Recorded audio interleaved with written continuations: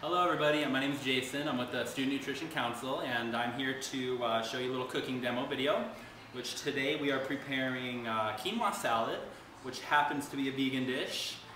So we're going to start off with quinoa. So we want to cook that 2 parts water to 1 part quinoa.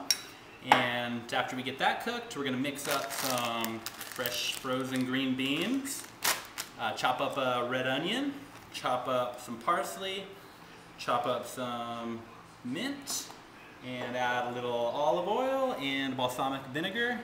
Top it off with a little more flavor, salt and pepper, and we got a tasty dish. Voila! So one of the first steps we want to do after getting all the ingredients out, we want to first get some water boiling, a few cups.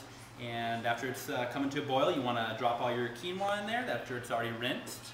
Making sure not to skip that step of rinsing the quinoa because we get rid of some of the bitter tasting saponins that tends to be over the grains.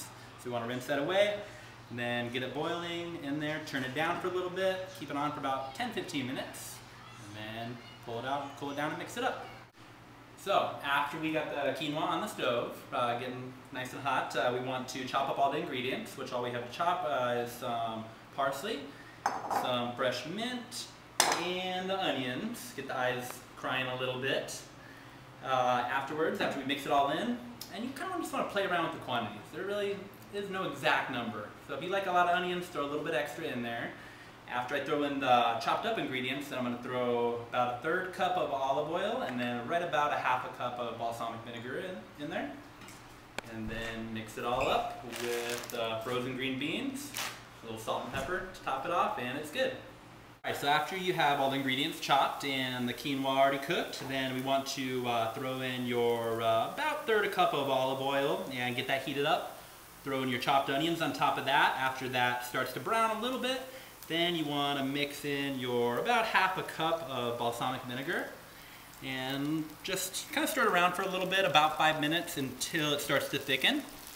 And then you want to turn the flame off and let it sit for about 5 minutes until you mix it all together. Alright, so after you let your onion, oil, and vinegar mix sit for about 5 minutes to thicken, then everything is ready to mix up. So if we want to throw in a large pinch of the parsley there, and then throw in some fresh mint, all the frozen green beans, a whole pack, and then top it off with your oil and vinegar and sauteed onion mix, and mix it all up.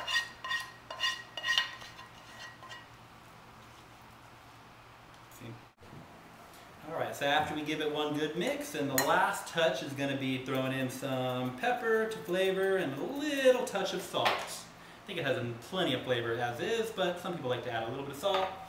Last mix around, and then it's ready to serve. However, it's a little hot right now. I think it actually tastes better after it sits in the fridge for about a night, and then the next day it tastes a bit better when it's served cold.